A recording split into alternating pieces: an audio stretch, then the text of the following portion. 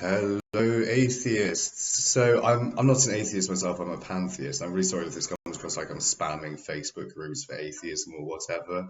I'm really sorry if that's the case. But I just felt that you needed to hear this idea because I think you're going to absolutely love it. So we know from Diamond McCulloch's History of Christianity, or I read this in Diamond McCulloch, that 80% of the source documents for the New Testament are missing because of the destruction of the Library of Alexandria, right? So this means that when it comes to interpreting the historical facts in the New Testament, we can take an enormous amount of latitude, I believe, in our interpretations of the New Testament.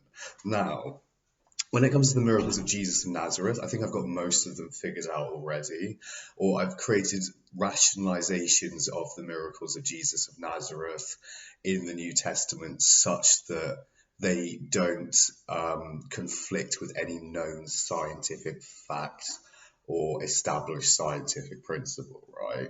So, for instance, the turning of water into wine, that wouldn't be literally turning water into wine, like going like that.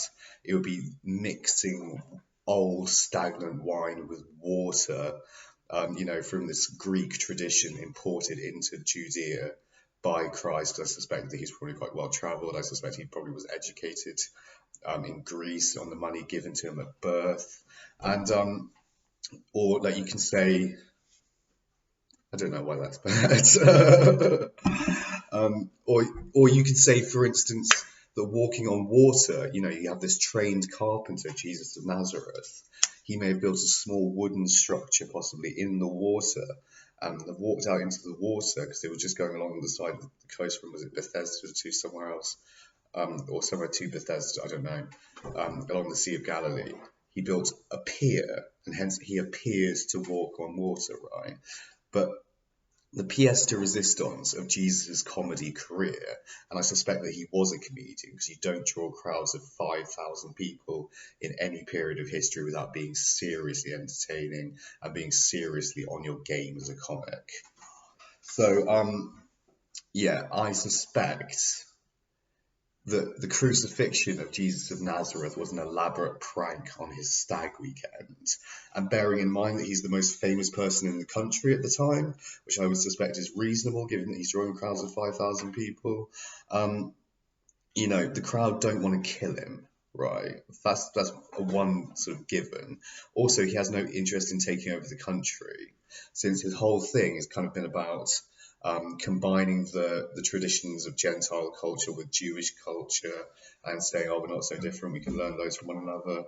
For instance, we could turn water into wine, following Greek traditions, and all this sort of thing.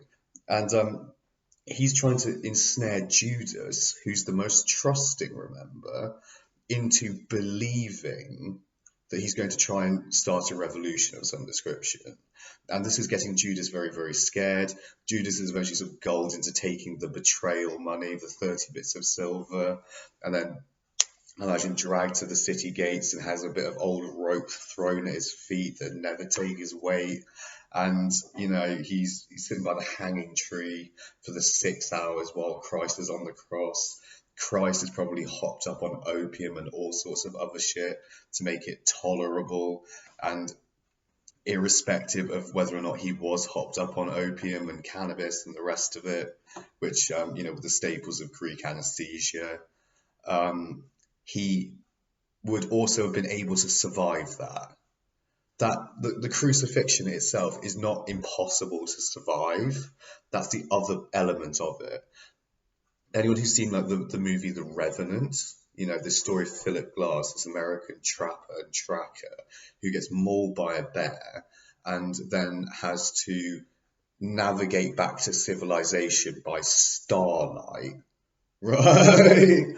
Over the course of about 6 weeks or so, dragging himself through the snow after he's been mauled by a bear. People can survive that sort of thing. Aaron Ralston was trapped in a cave for, I think, 3 days before he cut his arm off with a penknife. So we can survive all sorts of things. And, merely being nailed to a bit of wood for 6 hours, I'm sorry to say, yeah, is survivable. Christ also got stabbed. He got stabbed in the side, according to the Gospels. Um, that is survivable as well. That's just getting stabbed in the side. Didn't say he got stabbed in the heart. I think he probably got stabbed in the spleen, which would explain there's a mixture of blood and lymph pouring out of him. And that I suspect Romans had sophisticated enough surgical techniques and medical knowledge to be able to perform a splenectomy, i.e. to remove the spleen. So that's what I think happened, really. And it was a feint, it was a pageant at this at Passover, which was back then a time of a time of like raucous Jewish festivity and merrymaking, and not really an auspicious time for a revolution. Or it would have been a time where you wouldn't really be able to motivate anyone to engage in revolutionary acts because it's Passover. It's like a festival.